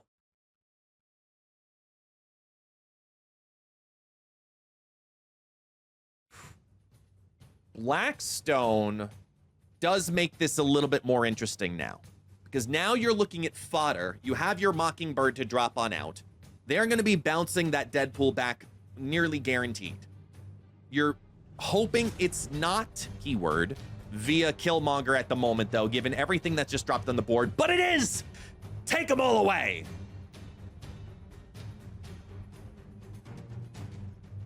Oh, boy. All right, so yes, you do get the recovery of Angel. You do get the recovery of Angel. As JJ shows off why he has a collection level that's as high as the fan he was just holding.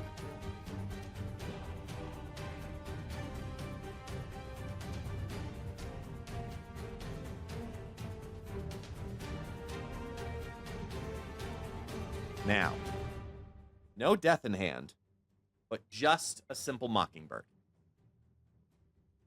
It's enough to keep the Castle Blackstone bonus, but Deadpool goes back into the hand now for 16. Rolk is praying for a top, big, beefy top deck. He ends with the null. All right. With the null in hand and 6 mana to work with now, you've got Killmonger and Venom.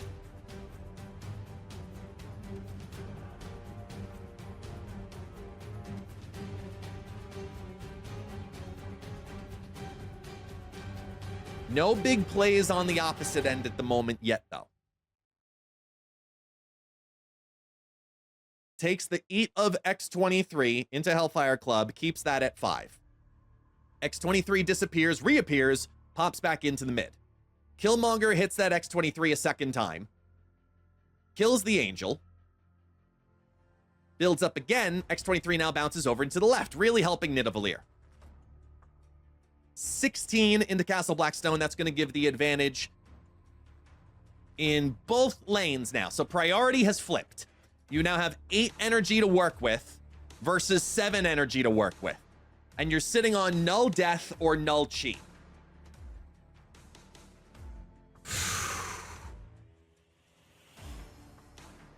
Your saving grace was that Wolverine and X23 ended for are in Nidavellir, given the advantage.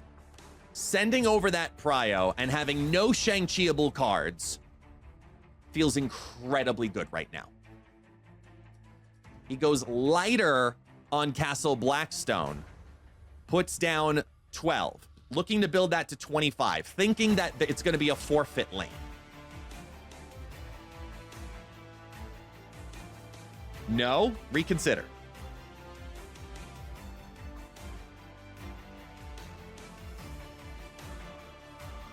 If they're working with 7, they still can put down that Deadpool, they still can put down that Death, and they still can put down their Null. So it's a race of figuring out how many chess moves ahead is each player.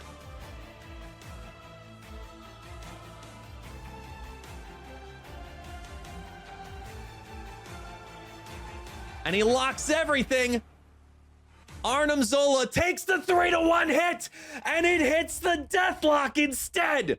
Deathlock pops off that Wolverine Killmonger X23. That's gonna ramp that Null crazy high. Bring the X23 back over into the Castle Blackstone. The Wolverine pops back into the Nidavellir, and watch those numbers scale as Null hits 85, and the tiebreaker scenario gives it to Rolk for 2 more cubes. What an unpredictable combination on Destroy versus Destroy. And Pixel 85 Null. Wow, just numbers.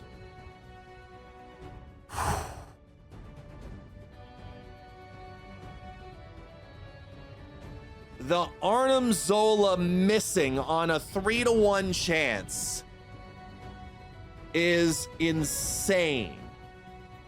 GG's has gotta be kicking right now. Hitting the Death would have been great. Hitting the Deadpool would have been great. But man. Man.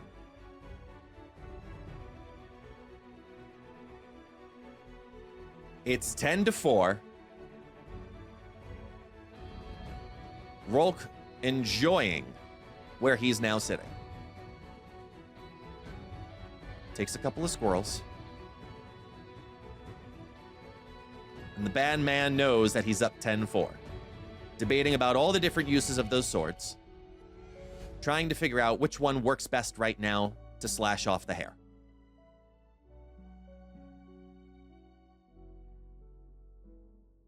Vibranium Mines actually could be a very interesting play right here. Getting a non-destroyable card could be a lot of fun. They're sitting on Angel now at 1-4. Nice little build your own Vibranium. Where he decides to take Timon's advice and become a big pig too.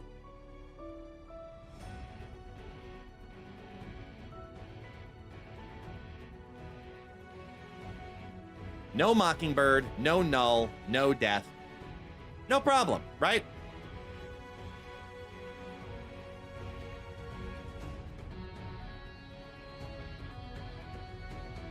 As X Mansion comes down, and everything in its sister disappears in the process, and you get an X23 also from Shauna. It's double X23, plus their own X23. We are building up 23 plus 23 plus 23. Ladies and gentlemen, it has finally happened here on the Snap Judgments League. We have X69 Gaming. Let's go with a Hela that's going to do absolutely nothing. And the destroyed Killmonger Venom via the X-Mansion Leech. This is the XXX version of Marvel Snap. But at least they have a free death.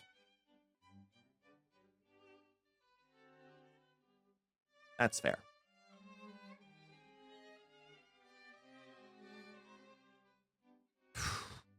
Man, Deathlock. Destroying everything. Getting rid of everything. Building that Wolverine, putting him back in the mid.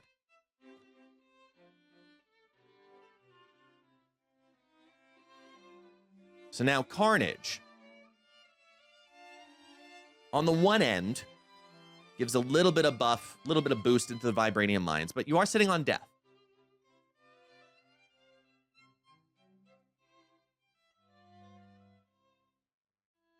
Their own Carnage goes up to 6, puts Wolverine back over into X Mansion.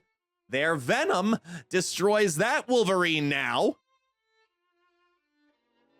Man, Wolverine doing work for GG Thanks this game.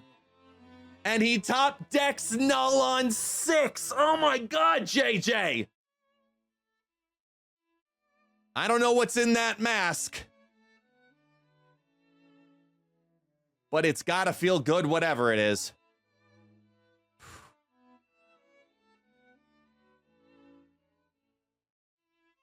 All right.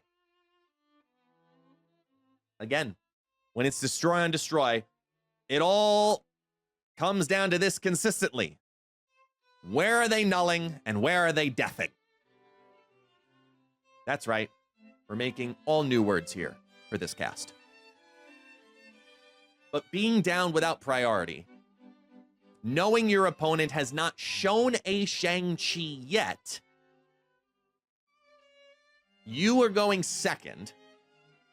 They are sitting potentially on Zola to build 16s elsewise. They could YOLO the same thing again. We could see Death Zola into X Mansion, and that would be an incredibly big play. That's what I think is coming. What do you think? I'm saying Death Zola into X Mansion. That's my guess. He locks it in.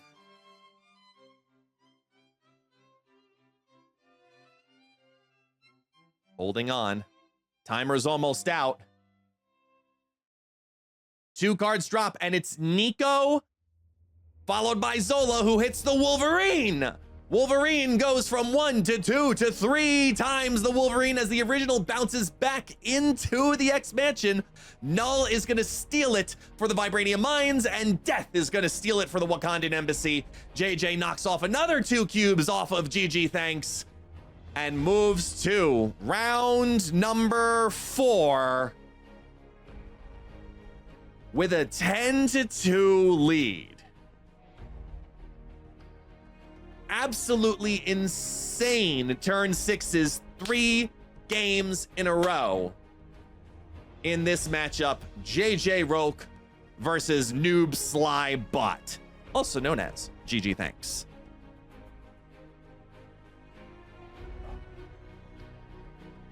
And now, Nexus.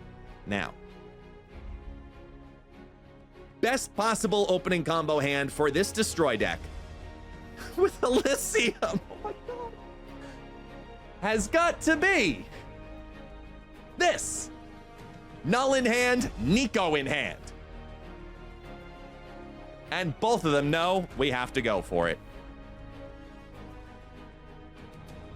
You could have had the location control play with Nico, though. Be careful, JJ. That's a great card to keep in your back pocket. Oh, he's going to destroy the Shauna. Just put all the ones down. Get the card draw. Guarantee the pieces. Spider-Ham hits Null! Spider-Ham hits Null! GG Thanks!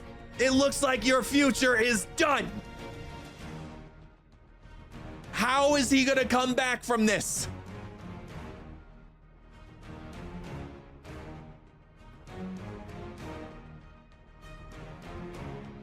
Oh, man. GG is basically saying that.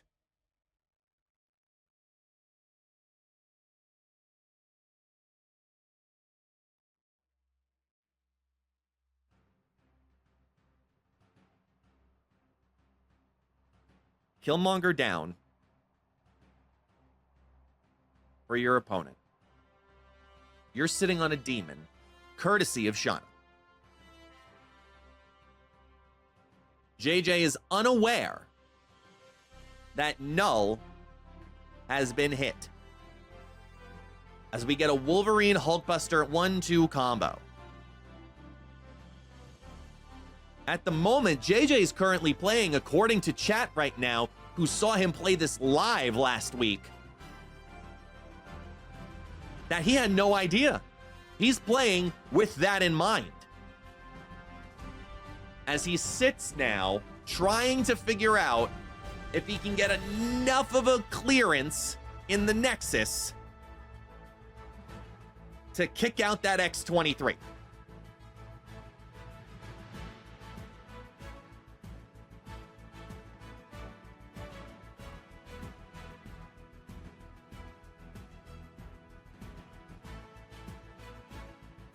He doesn't want to play it on out because we haven't seen every card yet from the opponent. We haven't seen card number 6.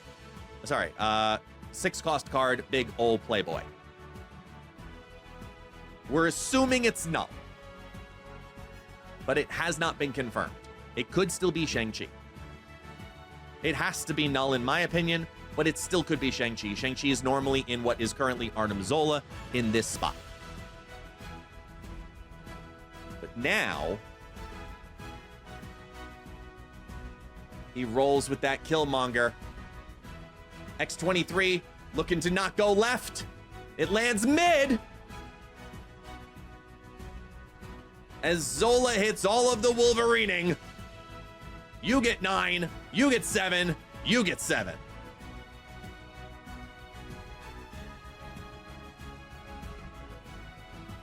And now, with a 42 power play potential into the Nexus, this looks like it's it, ladies and gentlemen. Plus, could be higher. If they destroy also on top in the Nexus, it could be even higher than that, which is insane.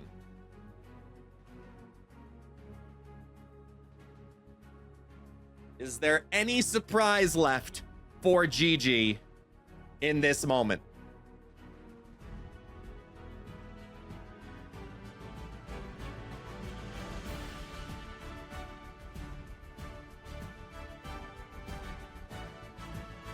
Considering his ordering, worried about all possible scenarios. What happens if X, Y, and Z? But being up 10-2, you gotta roll for it, right? There it goes. All the cards drop. Venom comes over the top. It's going to ramp that Null higher and higher and higher and higher as the Wolverine also bounces back on in there. Wolverine number 2 bounces all the way to the far side, though, with Nidavellir. Here comes the Deadpool. You've got a pig with a death extra. Null reveals itself. He just now realizes his Null pig situation, and with all of the destroy cards on the battlefield, it is a full double-baked casserole for JJrolk, winning 10-0 in Destroy on Destroy. GG's to GG, thanks. NoobSlyBot, classic Destroy deck, but in the semi-Destroy mirror, JJrolk has taken down classic Destroy. Little bit of spice with that Arnim Zola piece, throwing some indiscrepancy, not sure how to play it out every single time, but you know what? When you've got that much destruction, it makes for a hell of an entertaining final match here for week 4 of the Snap Judgment League. Thank you so much for watching here on YouTube. If you've watched the whole thing, hit that like and subscribe button down below. If you're here on the live stream, stick around because reset just happened and we're gonna get back to the stream. I appreciate all of the support here for these casts, and if you like this type of content, please let the community know, share, and let Second Dinner and Marvel Snap know that there is a place for competition here in Marvel Snap. Thank you so much, everyone. My name is Guest, also known as ItsGuestGaming. We will see you all next time.